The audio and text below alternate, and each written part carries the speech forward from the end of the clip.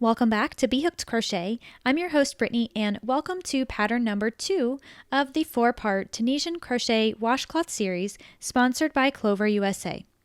With the launch of their new interchangeable Tunisian hook set, we're celebrating with 4 washcloth patterns. Each pattern will give you the chance to use your new Clover Tunisian hooks, learn some new Tunisian crochet stitches, and make something practical in the process. If you're following along with the series between August 13th and September 24th, 2017, head over to bhookedcrochet.com/washcloth series to enter to win an interchangeable Tunisian hook set straight from Clover. You can find that link right here on your screen in the top right corner. You'll find the giveaway sign-up form and the details to the giveaway near the bottom of that page. All right, now let's get started on washcloth number 2.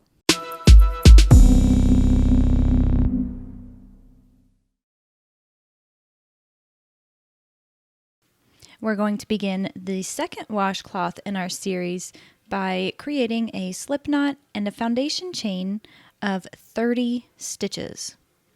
Now, even though we're using the same hook and the same size yarn, we do have to make our foundation just slightly smaller because of the stitch pattern that we're using for this particular washcloth. The stitches are a little bit more loose than the first, and so we have to adjust the gauge a little bit here. So that way all of the washcloths in our set are about the same size.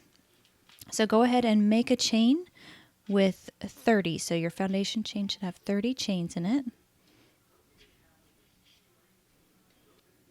Then once you have your 30 chains, we're going to pull up a loop into every single stitch. Every chain. So I'm working in the back bump of the chain. That's a personal preference of mine, but you could go into the 2 side loops here if you would like. So you would catch the side loop and the back bump. Both of these will work out really well for you, just whatever's comfortable.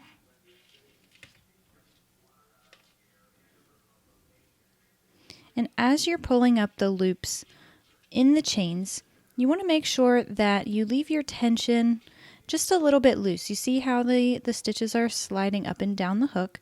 That's something that you want to happen. You don't want it to be too loose because then your stitches will be a little sloppy.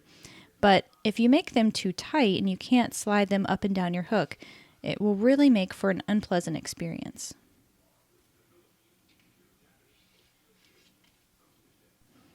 Once you have a loop pulled up into every single chain, you should have a total of 30 loops on your hook. You want to double check that and make sure you're on the right track before you begin your return pass.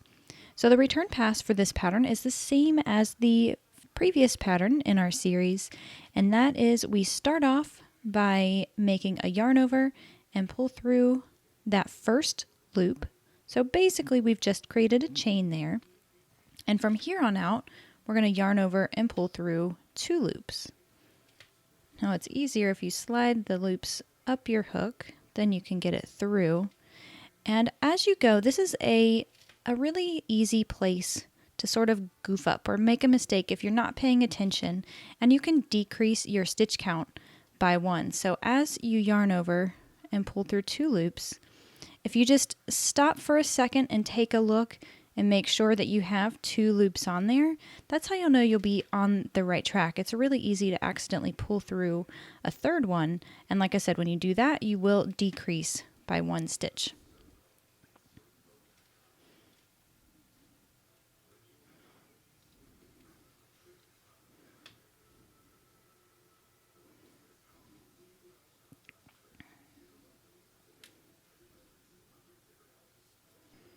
So once you've completed your foundation row, which we've just done here, we're going to move on to row number 1.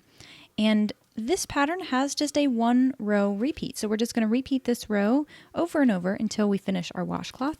And it's delightfully simple. We're going to start off with a chain 2. And if you're familiar with regular crochet, we're chaining 2 because we're going to use a stitch that's more tall than normal. So we need to account for the height difference of the stitch that we're going to use.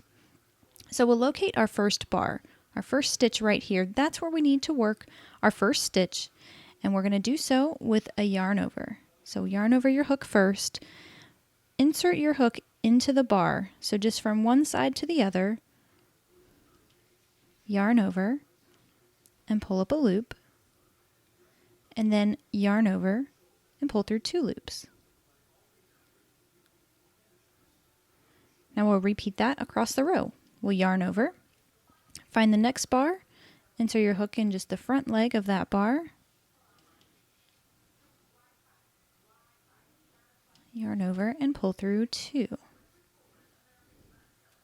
So you might be thinking, if you are familiar with regular crochet, you might be thinking, well, hey, we're actually doing double crochets. And that is basically true. So if we were working a double crochet with regular crochet, just a normal crochet hook, not Tunisian style, we would yarn over and pull through 2 twice. But because we're working Tunisian, we need that loop to stay on our hook in order to keep that stitch live to work off later. But this stitch is called the Tunisian double crochet. And you can do a lot of really fun things with this stitch. You can see here, based on where we're inserting it, it looks like we have a row of simple stitch below it. And that's just how the stitch is worked into the bar. It's pulling it up in a way that makes it look like a simple stitch. But you could work this stitch in other places as well. So the place you would enter your hook for the Tunisian knit stitch, that's going to give it a slightly different appearance than if you inserted it into the place where you would work a Tunisian full stitch. So lots of really neat things you can do with the stitch. The other part that I really like about it is that it gives you a nice framework for a washcloth. It still is going to be a pretty tightly woven material, but the bars in the double crochet are going to act as little scrubbers.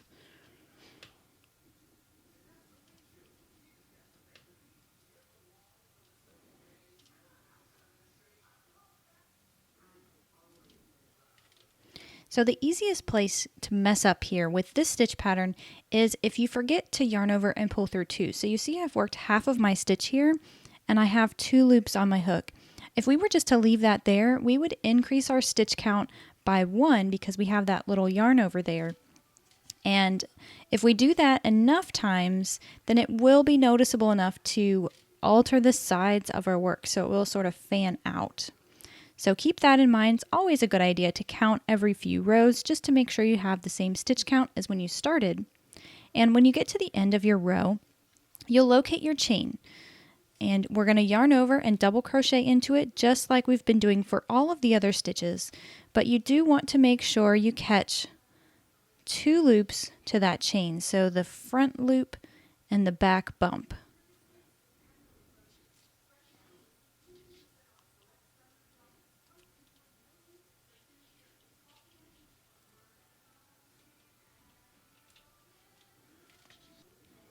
So that completes the forward pass of row 1, and we'll move on to the return pass. Nothing new here, guys. We're just going to yarn over and pull through the first loop on our hook, and then yarn over and pull through 2 all the way down to the end of our row.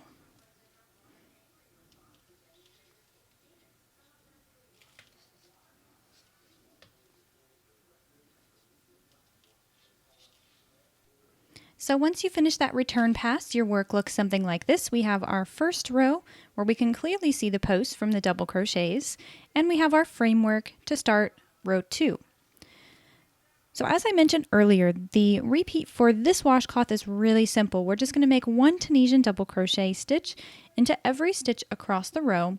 We need to make sure we begin each row with a chain 2. That's to account for the height.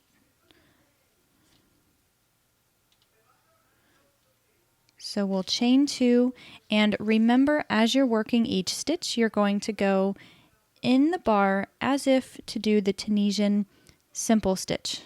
So just like we covered in that previous washcloth. And you want to remember to yarn over and pull through 2 at the end of your stitch. And those are the main takeaways. You're going to work this repeat 10 more times. So we need to have a total of 11 rows of double crochet. And what I like to do is just count the posts. So you can see here I have 1 post that was from the first row. The second post is going to be for the second row. And you'll count up when you have a total of 11 double crochet rows, then we're ready to bind off on this pattern. So you're going to work the forward pass of row 11, you'll work the return pass of row 11, and that's where we'll pick up in the next section. I'll show you the really simple bind off for this washcloth, and we'll be well on our way and halfway through the series. So once you've worked 11 rows of Tunisian double crochet, your washcloth should look something like this. And the first thing you can notice is that bias, right? So yes, this is a stitch pattern that does sort of allow for a lean, that Tunisian crochet lean, and that's okay. We'll wet block at the end of this to correct that. The bind off is really just as simple as working the stitch pattern. So we are going to chain 2 at the beginning of this row.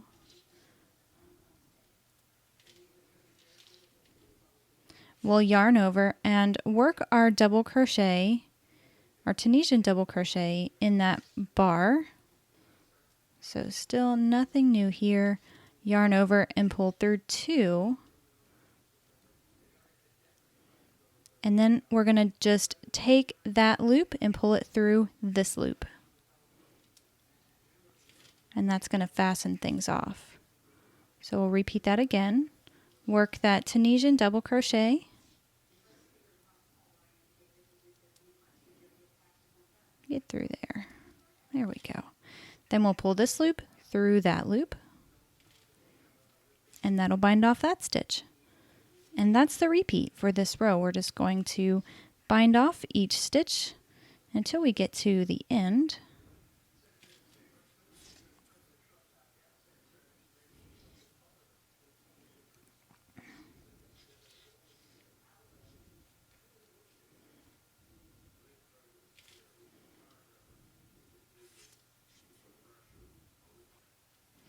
Now our last stitch is no different than the rest. We're going to work our hook into those 2 loops of that chain, yarn over and pull through 2, and then pull that loop through the loop that was on our hook. And that's going to finish the bind off. We can go ahead and trim our tail that's leaving a few inches long. That way we have something to weave in. And we'll just take that tail and pull it through the loop on our hook to fasten off. Now the next thing we want to do is thread our tail on our darning needle. We'll turn our work over to the back. And my personal preference of weaving in ends for this stitch is right along this ridge here. You can sort of see that line. That's where I'm going to work it in, but I got to get it down to that point. So I'll just work it into this side post here and then work it under the base of that stitch. And then I can go ahead and work my needle around. So you can, if you can get it to work out for you, you can typically just weave your needle from one little bump to the next. You can usually catch 3 or 4 at a time. Or if you can't get that to work, just take it one at a time.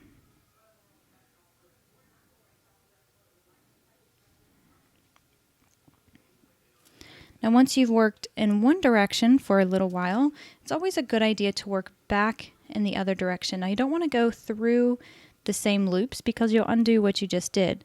So I like to find just the next row below and just weave in the end, just sort of conceal them within these loops of the stitches.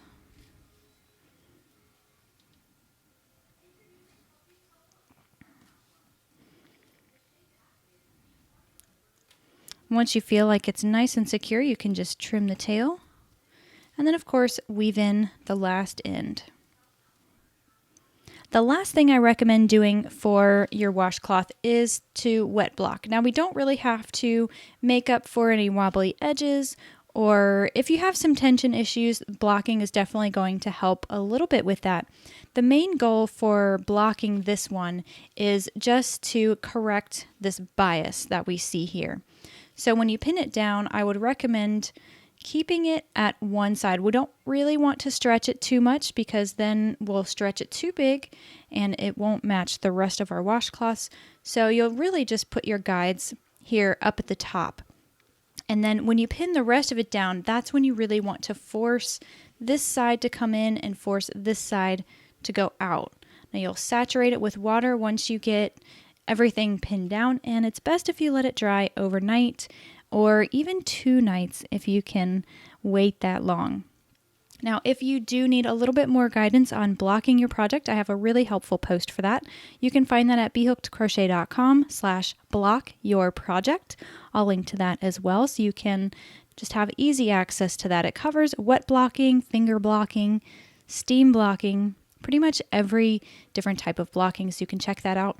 Also, if you haven't done so already, we're now in the second pattern of the washcloth series by Clover, and I want to remind you about the giveaway that's going on. So if you've been admiring the hooks that I'm using, well, Clover is giving away the entire set to one lucky winner. Now you have to participate throughout this series in order to be eligible to win, but all you have to do is go to BHookedCrochet.com/washcloth series.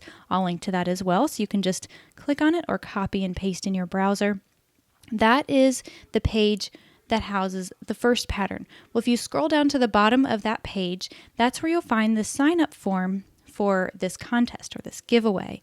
And at the end of the series, so after we've finished up the 4th pattern, again, this is pattern number 2, then I will select one random winner to win, and I will contact them via email.